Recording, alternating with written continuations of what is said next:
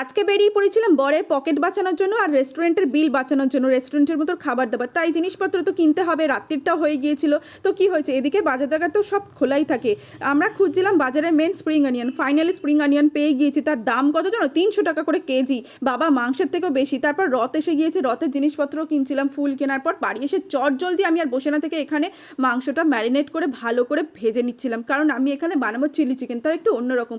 সসটাও ভালো করে নিয়ে মিশিয়ে দিয়েছি, দিয়ে যা যা প্রয়োজনীয় জিনিস সব কেটে আগে থেকে রেডি করে নিয়েছিলাম। এটা তো সময় লাগে না বেশি, হালকা করে ফ্রাই করে নিয়ে সসটা মিশিয়ে দিয়ে কর্নফ্লাওয়ার মিশিয়ে দিয়ে চিনি দিয়ে তারপরে ব্যাস রেডি। আর এদিকে বিছানা চাদরটাও পাল্টে নিচ্ছিলাম। ওকে বিছানা চাদর পাল্টাতে বলেছি, যা অবস্থা। এদিকে রাইসটাও বানিয়ে নিচ্ছিলাম, আজকে বানাচ্ছিলাম এগ রাইস। সব কিছু কমপ্লিট, খাওয়া দাওয়াও পুরো রেডি হয়ে গেল না। বরের পকেট বাঁচানো, বউরা চাইলে সব কিছু পারে বলো।